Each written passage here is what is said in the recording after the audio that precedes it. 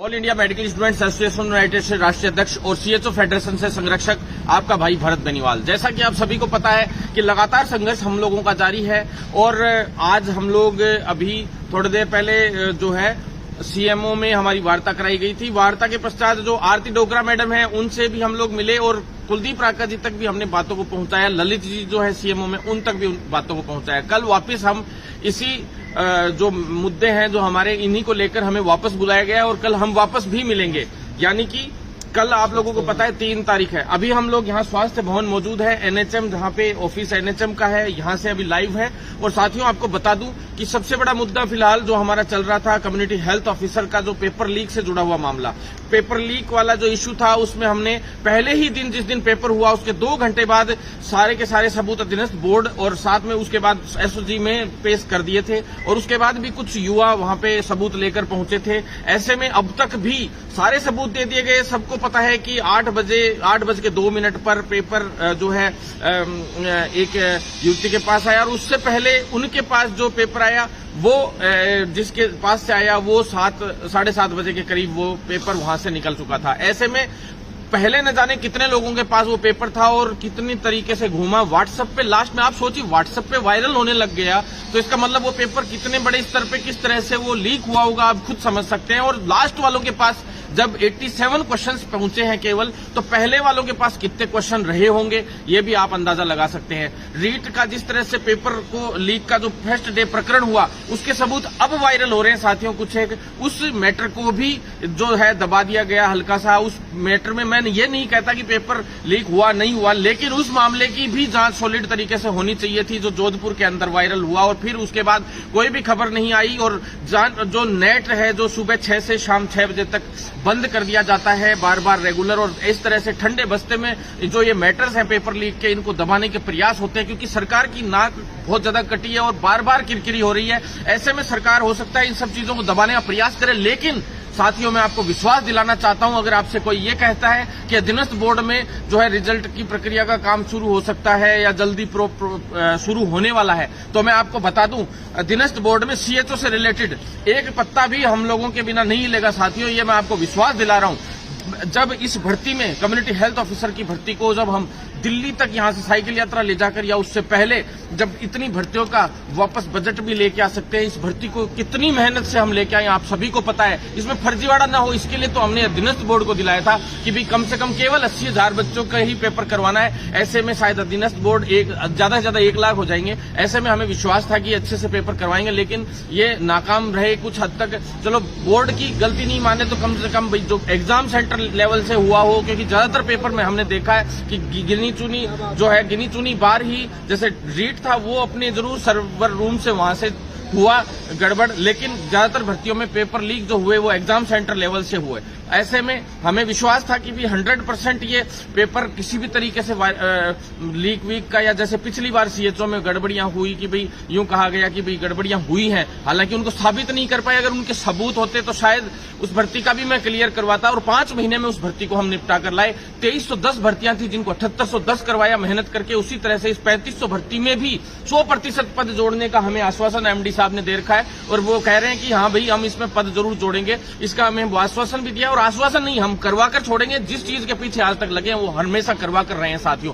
तो आपको अगर ये लग रहा हो, कई लोग कह रहे हैं कि सर ये दबाने के प्रयास, दबाने का कुछ नहीं है। मैं ये चैलेंज करके कह रहा हूं अगर भर्ती में फर्जीवाड़ा हुआ है तो किसी के साथ अन्याय नहीं होने दिया जाएगा। और जो ये अधीनस्थ बोर्ड है ना, ये पत्ता भी नहीं हिला सकता जब तक एसओजी की रिपोर्ट नहीं आ जाती। और एसओजी की रिपोर्ट हमें विश्वास है कि भाई जो है साफ सुथरी आएगी और पूरी तरह से हम उच्च अधिकारियों से लगातार उस विषय पे मिल रहे हैं। यहां तक कि मुख्यमंत्री जी के जो ओएसडी और एक तरीके से सेक्रेटरी जो है आरती डोगरा मैडम, उनसे भी आज बात हुई और कल भी वापस हम लोग मिलेंगे। आप लोग को चिंता करने की जरूरत नहीं है। उसके अलावा जो कम्युनिटी हेल्थ ऑफिसर के लिए लगातार संघर्ष, ऐसा कोई दिन नहीं गया जिस दिन हमने प्रदर्शन नहीं किया, चाहे वो सभी जिलों की जिला कलेक्टरेटों का घेराव हो या एसडीएम कार्यालयों को घेराव हो या यहाँ पे जो है स्वास्थ्य भवन का घेराव हो, अधीनस्थ बोर्ड का घेराव हो या एसओजी के यहाँ पर जाकर सब अधिकारियों से मिलने का काम हो। कहीं भी हम लोगों ने कोई कसर नहीं छोड़ी और हमें विश्वास है कि हमें इसमें न्याय जरूर मिलेगा साथियों। दूसरी बात मैं आपको बता दूं कि भाई कल स्वास्थ्य भवन पे 3 तारीख को यानी यानी सभी साथी लोग आए, यहाँ पे बड़े स्तर पे हम लोग बात रखेंगे अपनी, और उसके बाद सीएमओ में वार्ता के लिए भी जाएंगे, और सचिवालय में सेक्रेटरी जो है डॉक्टर पृथ्वी, उनसे भी मिलेंगे, और जो है मंत्री जी हैं उन्हीं से भी मिलेंगे। तो सभी अधिकारियों से और सभी लोगों से हम लोग मिलेंगे, बोर्ड के चेयरमैन साहब से भी मिलेंगे।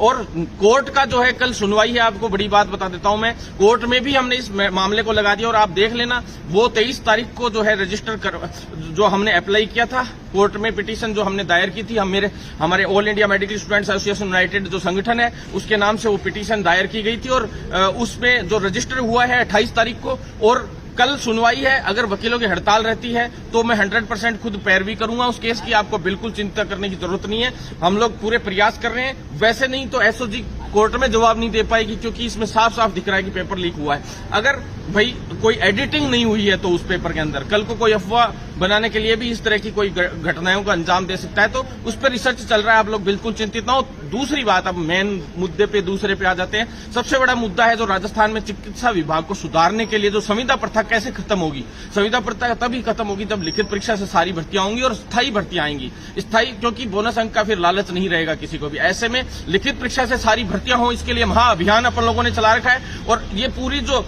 मांगे हैं ये इनके लिए एक आंदोलन खड़ा किया गया है जिसका नाम है गदर आंदोलन। और गदर आंदोलन में अगर हमारी मांगे पूरी नहीं होती हैं तो राजस्थान सरकार ऐसा गदर युवाओं का देखेगी राजस्थान में जो इतिहास में याद रखा जाएगा। तो साथियों, मैं आपको बता दूं कि भाई इसमें जो है लिखित परीक्षा से नई भर्तियां जो आ रही है, काफी भर्तियों के लिए जो मुख्यमंत्री जी ने 1 लाख की घोषणा की है अभी, हालांकि पहले वाले ही पदों को अब तक जो घोषणाएं हुई थी उनको धरातल पे नहीं लाया गया है। 1.5 लाख पदों की पिछले बजट में घोषणा हुई थी, लेकिन अब तक भी उनमें से 50-60 हजार भर्तियां भी पूरी नहीं हो पाई हैं देखा जाए तो, और 1 लाख के करीब भर्तियां हैं जो इनकी लगभग पाइपलाइन में, और कुछ अभी पेंडिंग है जिनकी विज्ञप्तियां जारी होनी है। तो साथियों, ऐसे में मैं आपको कहना चाहता हूं कि अगर अपन लोग संघर्ष करने में इसी तरह से लगे रहे तो 100% लिखित परीक्षा से अगली भर्तियों की विज्ञप्ति हम लोग जारी करवा कर रहेंगे। और जो है, अगर आप लोग कहते हैं कि भी 1250 में कुछ पदों की कुछ लोग लेटर भेज रहे हैं, उन लोगों को भी हम बताएंगे अभी कि भी क्या होता है विधानसभा चुनाव में। अब की बार कईयों ने मेरिट बेस पे भर्तियों के लिए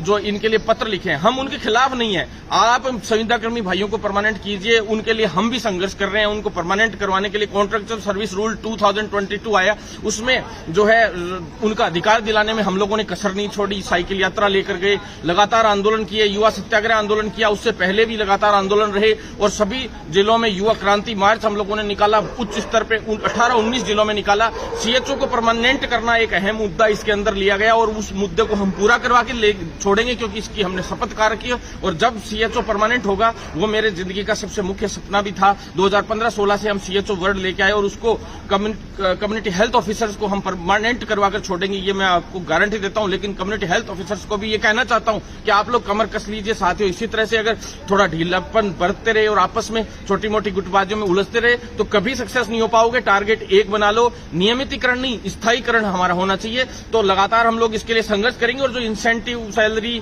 और जो छोटे मोटे इश्यूज चल रहे हैं ट्रेनिंग फंड के, ये भी धीरे धीरे अब क्लियर होते जा रहे हैं। अब इतने दिन से सीएचओ वाले जो मुद्दे थे उनको पूरी तरह से हम लोग ढंग से नहीं कर पाए, क्योंकि दूसरे मुद्दों में भी उलझ रहे थे। तो स्पीडली इन पे अब बैकअप करते हुए मजबूती से हम इनको आगे बढ़ाएंगे। जिस राजस्थान में अभी भर्तियों का जो इश्यू चल रहा था हमारा नई भर्तियों को लेकर, जैसे मेडिकल ऑफिसर की और भर्तियां लाने के लिए, नर्सिंग ऑफिसर की नई भर्तियां लाने के लिए, जो है अदर जो वैकेंसीज है जैसे एएनएम की नई भर्तियां, पैरामेडिकल की जैसे lab technician, radiographer, ECG technician, इन सभी भर्तियों के लिए भी लगातार संघर्ष है क्योंकि जितनी भी नई मेडिकल कॉलेज खुली है उनमें 430 बेड का हॉस्पिटल है, और मेडिकल कॉलेजेस खुलवाने के लिए कितना संघर्ष अपन लोगों ने 15-16 से किया था, इतनी बड़ी जीत अपन लोगों ने हासिल की थी। और उसके तहत सबसे ज्यादा कॉलेज अगर राजस्थान को मिली, और उसमें 430 बेड का हॉस्पिटल एसेंशियल होता है किसी भी मेडिकल कॉलेज की मान्यता के लिए। और उस हॉस्पिटलों में ये जितनी भी वैकेंसीज निकल रही हैं उन हॉस्पिटल्स में निकलेंगी, और उनके जो रिक्त पद हैं उन सभी रिक्त पदों को भरा जाए। इसके लिए हम लोगों ने रिक्त पदों की सूचना भी इन लोगों तक भी पहुंचाई, और साथ में वित्तीय स्वीकृति के लिए फाइल भी चल गई थी, और काफी हद तक हमारा काम भी हो गया। साथियों, लगातार संघर्षों के बाद जो है नई भर्तियां जो आ रही है मैं आपको बता देता हूं, जिसमें नर्सिंग ऑफिसर की जो नई भर्तियां और आ रही है उसकी विज्ञप्ति हम लिखित परीक्षा से जारी करवा कर ही रहेंगे। चाहे पिछली बार चलो 1250 तुमने दी, उसमें 1000-2000 पद और जोड़ना चाहो हम मना नहीं करते, लेकिन जो टोटल 7800 के करीब कुछ वैकेंसीज हैं और नई भर्तियों की भी कुछ एक घोषणा उसमें होनी है, तो हल्की बहुत जैसे 7-8 हजार पद तो नए युवाओं के लिए भी बनते हैं। ऐसे में नए जो प्रशिक्षित बेरोजगार युवा हैं, नर्सिंग ऑफिसर वाले, बीएससी नर्सिंग और जीएनएम जिन्होंने कर रखा है, उनको भी साथ में, चाहे आयुर्वेद नर्सेज हो चाहे आयुर्वेद डॉक्टर्स हो, उनके लिए भी नई भर्तियां जो है उसके अंदर निकाली जाए। साथ में जो है लिखित परीक्षा से सभी हो, चाहे आप पहले वालों को परमानेंट करें कोई दिक्कत नहीं है। उसके साथ एएनएम की नई भर्तियां जो है लिखित परीक्षा से नई भर्तियां निकाली जाएं, विज्ञप्ति जारी हो तुरंत प्रभाव से। साथ ही जो है लैब टेक्नीशियन, रेडियोग्राफर, इसी टेक्निक की आपके मैंने बता दी। साथ में जो कैडर्स हैं जिसमें ओटी टेक्नीशियन हो, कैथ लैब हो, चाहे डायलिसिस टेक्नीशियन हो, डेंटल टेक्नीशियन हो, चाहे जितने भी कैडर्स हैं जिसमें ब्लड बैंक टेक्नीशियन हो, सभी की जो वैकेंसीज हैं वो नई निकालने के लिए हम लोग संघर्षरत थे। हमने गुपचुप में काफी कुछ काम किया, उसका नतीजा आप लोगों के सामने निकला कि ईसीजी टेक्नीशियन की नई भर्तियां आ रही है। बोर्ड को अभ्यर्थना भिजवा दी है, क्योंकि पॉलिटिक्स बहुत ज्यादा थी, इसलिए बहुत ही आराम से धीरे धीरे करके एक एक करके हम लोग करवाते जा रहे हैं। क्योंकि श्रेय लेने वालों की इतनी बड़ी दिक्कत है कि वो लोग बनते काम को बिगाड़ देते हैं, बहुत बड़ी समस्या है क्रेडिट लेने वालों की। ऐसे में हम लोग तरीके से इन चीजों को लेके और सर्वाइव कर रहे हैं और लगातार इसमें स्ट्रगल कर रहे हैं। तो ऐसे में 100% है, जल्द ही जो ये नए कैडर्स जो निर्माण की बात चल रही थी उसमें छोटी मोटी जो कमियां रह गई थी वो भी अब क्लियर हो चुकी है। जो ऑब्जेक्शन बीच में लग गया था, कैबिनेट के अंदर नेक्स्ट कैबिनेट बैठक में 100% अप्रूवल लेते हुए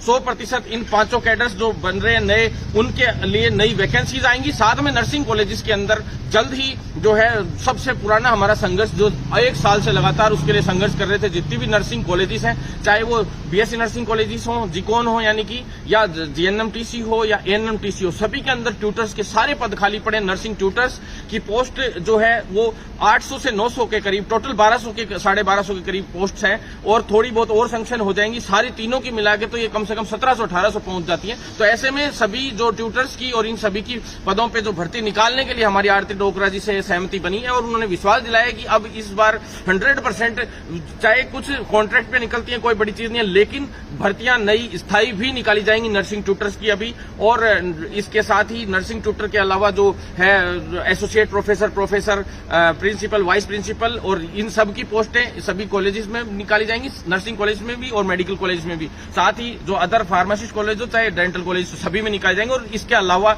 जो है सबसे मेन आरयूएचएस के अंदर जो रिक्त पद पड़े हैं, आरयूएचएस में चाहे वो मेडिकल एंड हेल्थ के हों यानी नर्सिंग की ऑफिसर से लेके सारी के सारे सभी पदों के सारे वहां पे जो है मेडिकल कॉलेज और नर्सिंग कॉलेज में पद खाली पड़े हैं, उनके लिए अलग से एक विज्ञप्ति जारी करके जल्द से जल्द भर्तियां निकालने की बात हुई थी। और एक आखिरी भर्ती मैं आपको बता देता हूं, एनएचएम की जो पिछली बार बजट में घोषणा हुई थी, उस पर लगातार जो मैंने बताया था कि आरयूएचएस पिछली बार पहले आरयूएचएस को भेजी गई थी, वहां से भी फाइल वापस आ गई, फिर सिप्पू को भेजी गई, वहां से भी फाइल वापस आ गई। सिप्पू ने ये कह के भर्तियां लौटा दी थी उस वक्त कि हमारे पास इतनी भर्तियां कराने के लिए वो नहीं है, ये नहीं है, स्टाफ नहीं है, जबकि उन्होंने 5 भर्तियां ऐसी ले ली जो स्थायी पदों पे भर्तियां हैं। जब देखिए वहां वो इन संविदा की भर्तियों के लिए तो वो मना कर रहे थे और जबकि स्थायी भर्तियां उन्होंने ले ली। ये बड़ा दुर्भाग्य, बेवकूफ बनाने के काम किए जाते हैं सरकार द्वारा, तो ये साफ साफ इनमें दिखता है। तो ऐसे में जो संविदा की सारी भर्तियां हैं उनमें नर्सिंग ऑफिसर का अड़े हुए थे कि पहले 7900 रुपए जो पेमेंट है, लैब टेक्नीशियन, रेडियोग्राफर का भी बहुत कम पेमेंट था, फार्मासिस्ट का भी बहुत कम था, तो उनको कॉन्ट्रैक्चुअल सर्विस रूल 2022 के अंदर 18,900 के हिसाब से उनको पैसे देते हुए, मानदेय देते हुए भर्ती निकाली जाए, ये हमारी मांग है। और जो पहले वाले साथी लोग हैं जिनको कॉन्ट्रैक्चुअल सर्विस रूल में लेते हुए 18,900 जैसे नर्सेज को, ऐसे ही आयुर्वेद डॉक्टर्स की भी, आयुर्वेद नर्सेज की भी, एनएचएम के अंडर जितने भी कैडर्स हैं उनकी सभी की जो है सैलरी जो अभी वालों की जो की जाए, और जो ऊंचे वाले कैडर है जैसे सीएचओ और जो डीपीएम और एसपीएम, इस तरह के जो कैडर्स हैं उनकी जो सैलरी कम हुई है उसको वापस उसी तरह से रखा जाए। और काफी अनुभव वाला भी हमारा सक्सेस हुआ कॉन्ट्रैक्ट सर्विस रूल 2022 के अकॉर्डिंग। इसी तरह से काफी मामलों को जो है क्लियर करना है, कुछ एक को उस मामले में भी हमने आरती डोकरा जी से बात रखी है कि भी पहले की तरह ही पे ग्रेड रख के और फिर उसमें इंक्रीमेंट लगाते हुए आप कॉन्ट्रैक्ट सर्विस रूल 2022 में संशोधन करके और जो है स्थायी भर्ती से थोड़ा सा कम रह जाए, लेकिन 5 साल बाद परमानेंट का मामला रखते हुए सभी को परमानेंट किया जाए और नियमित स्थायीकरण किया जाए, तभी जो है युवाओं को लाभ मिल पाएगा, संविदा कर्मियों को भी लाभ मिल पाएगा और सभी को लाभ मिल पाएगा। लेकिन फ्रेशर्स के लिए भर्तियां जो लिखित परीक्षा से निकलनी बहुत जरूरी है, ऐसे में पारदर्शिता रहेगी क्योंकि मेरिट आधार फर्जीवाड़े का दूसरा नाम है। धन्यवाद साथियों, और जितना भी साथी लोग हैं वीडियो जरूर ज्यादा से ज्यादा शेयर कर दीजिएगा ताकि सभी युवाओं तक ये बातें पहुंच सके और साथ में साथियों ज्यादा से ज्यादा फॉलो भी कीजिएगा, चाहे यूट्यूब हो, चाहे फेसबुक हो, चाहे इंस्टाग्राम हो, सभी पे आप फॉलो कीजिए, जिससे हम लोग मजबूत हों। और गदर जो आंदोलन है उसका सहयोग करें। गदर एक महाआंदोलन है जो पूरे राजस्थान के एक एक युवा तक जाएगा और राजस्थान सरकार को अपनी नानी याद दिलाएगा अगर हमारी मांग में किसी भी तरह की कसर रहती है। तो साथियों धन्यवाद।